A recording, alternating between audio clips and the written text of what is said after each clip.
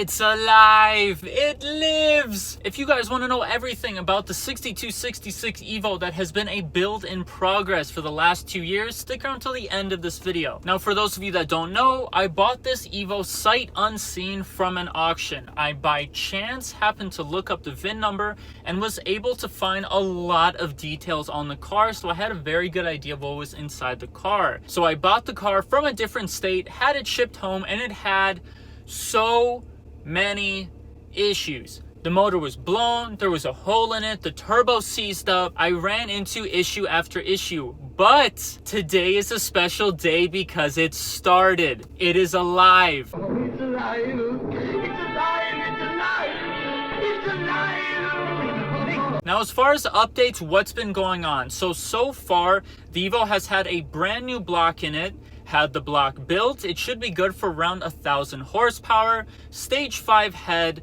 brand new 6266. So in the last episode, I was deciding between going with an FP0 or going with a 6266. I was getting a very good deal on a new 6266, so I thought, you know what, I'll take it. The marginal gains from going to an FP0, I'll take the 6266 at a lower cost and see how it does. But going back, so like I said, head's done, GSC S3s, springs and retainers, new turbo, new coil on plug system, injectors have been cleaned out, the double pumper in the tank is all good to go, so we have a running car.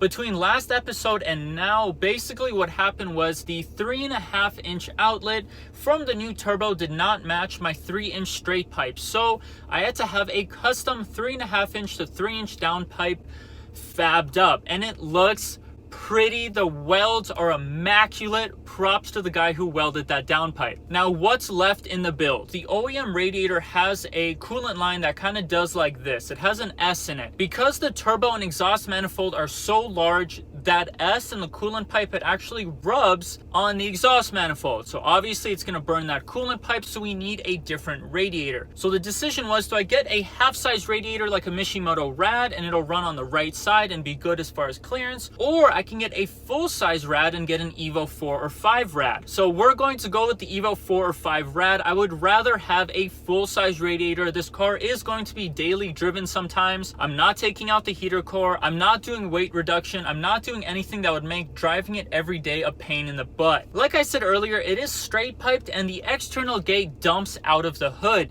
So driving on the freeway is gonna make me deaf. So what I'm thinking is, instead of having a straight pipe, I may add like a MagnaFlow muffler and another resonator, because currently it's literally just a straight 3-inch pipe with a small, I think it's a busher muffler at the end. Now, I like the idea of the external gate going out the hood. It is a very pretty piece. It is ridiculously loud when you hit boost, but I would love to have the best of both worlds, where I have a relatively quiet exhaust. I can still hear the grumble and noise from it, but as soon as I hit boost, it opens up and goes out the hood. That would be perfect to me. So I'm gonna try to chase after that perfect exhaust setup. Now, I'm getting off track because I'm really excited about this car, but after the Rad is put in, essentially all I need to do is just break in the motor, which is going to take some time. And by take some time, I'm probably gonna do the 1,000-mile break-in in about 4 or 5 days. I'll spend probably 5 or 6 or 7 hours a day, maybe a little bit longer, trying to drive 100 or 200 miles a day, not going on freeways, because that's how you're supposed to break in the motor, and there's some other requirements you have to do to keep the engine safe during break-in. But what will also keep my engine safe is you guys absolutely destroying that subscribe button. Now, after the break-in, what's going to happen is we're going to do an oil change because it has break-in oil in it, and then we can fully dyno tune the car, and I cannot wait to take video of that. Seeing this car scream its head off from when the turbo starts spooling at around 4,000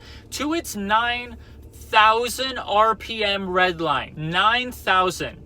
Has an MAP stage 5 cylinder head, and it has GSC S3 cams, springs and retainers, so it can definitely take the revving abuse. On ethanol, I'm hoping to conservatively make just a touch over 600 wheel horsepower and 500 wheel torque. Now, that's probably going to be in the high 30 range of boost. Once the car is broken in and running and tuned, I'm going to get some videos of the tune. I'm going to get some POVs so you guys can hear the car absolutely screaming its head off. Now, this build was not free. It cost a lot of money. I'm thinking in a later video to kind of break down every single thing that went into the car. But if you guys want to win some money, I'm actually doing a giveaway. So I'm going to ask some trivia questions on Monday, May 17th at 6 p.m. Pacific. The first person to answer the question correctly in the live stream chat, I'm going to send you 20 bucks. I'm thinking to do these giveaways because people are struggling. We are in hard times right now with the pandemic, and the end is in sight, but we are definitely not there. I thought it would also be fun for us as a car community to come together, talk about cars, ask some questions.